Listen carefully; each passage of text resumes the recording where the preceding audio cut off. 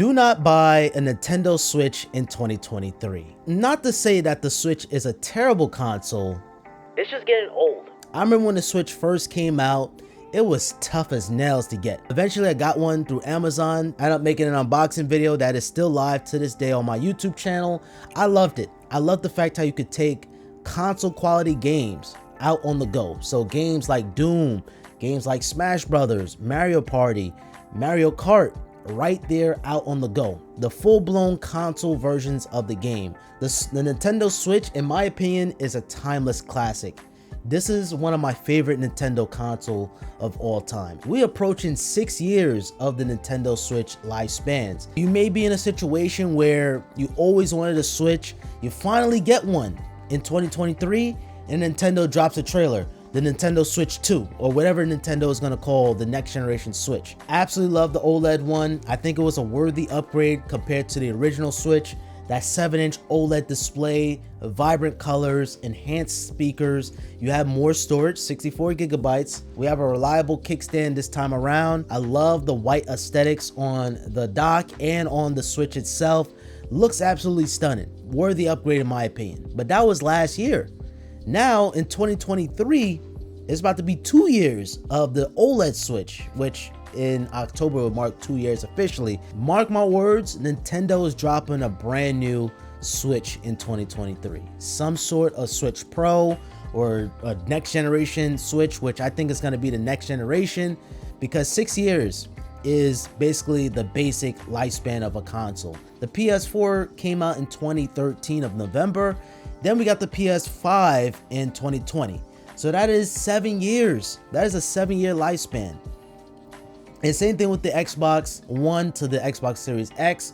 That is 7 years. Now, the Switch is only 6 years in, but if you judge of Nintendo's history of releasing consoles, they release consoles at a weird time. We got the Switch in 2017, but we got the PS4 in 2013. So you see, it's like a gap there. There's always a gap when it comes down to Nintendo console releases, because at this point, Nintendo is not even competing with Microsoft and Sony, because if you look at the sales numbers of the Switch, they're on a league of its own. Nintendo is just in a whole different ball game. When you buy a Nintendo console, you're buying it for the exclusives.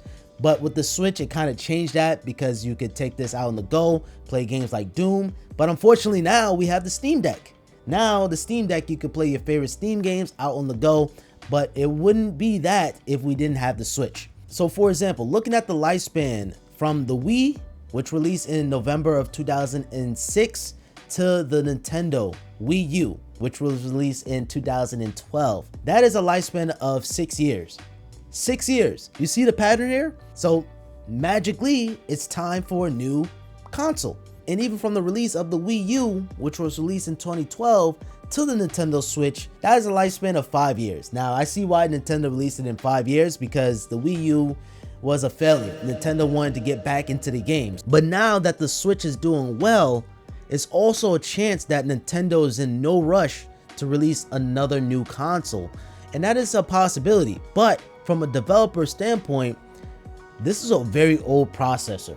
You know, it's starting to be hard to develop games on. Even then, it was a challenge for developers to, make games. If you look at games like Bayonetta 3, dropping frame rates, the visuals, it's okay. The Switch is starting to show its age.